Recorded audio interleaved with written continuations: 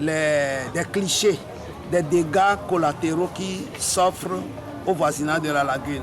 Il y a des maisons qui s'enfoncent, des puits qui s'effondrent, des latrines qui également sont dégradées.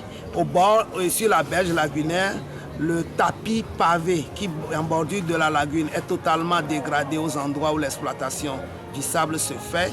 Des arbres tombent, l'érosion a gagné les maisons et les installations voisines et autant de dégâts que nous avons présentés qui ne sont que des signes avant-coureurs de la catastrophe écologique qui s'annonce, mais qui va arriver à coup sûr si jamais on continuait cette exploitation dangereuse. Et les dégâts écologiques qui vont arriver, ce sera des escapements, des effondrements, des chutes en profondeur sur plusieurs mètres, des éboulements, des glissements de terrain, et bref, disons une catastrophe qui va gagner tout le rivage de la lagune. Voilà à peu près ce que nous avons dit. Et notre démarche, c'est de faire en sorte à ce que cette exploitation cesse en attendant de faire le point. Au lieu de continuer et de dire qu'on va faire des analyses scientifiques d'abord, c'est comme une hémorragie, il faut carrément poser le garrot et avant de se demander si c'est une veine ou autre qui est rompue.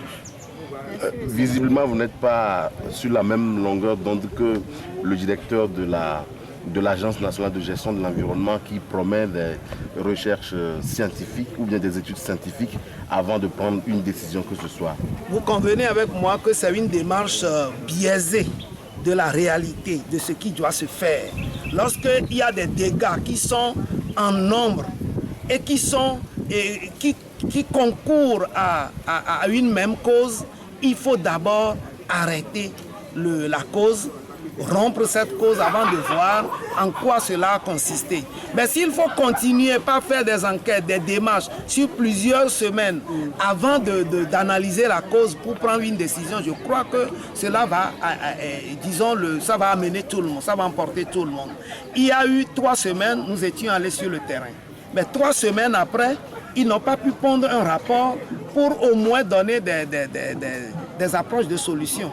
Je crois que c'est l'immobilisme habituel de l'administration qu'il vient encore de nous exposer. Et nous autres, nous voulons être pratiques. Il faut que cesse cette activité pour ensuite faire le point.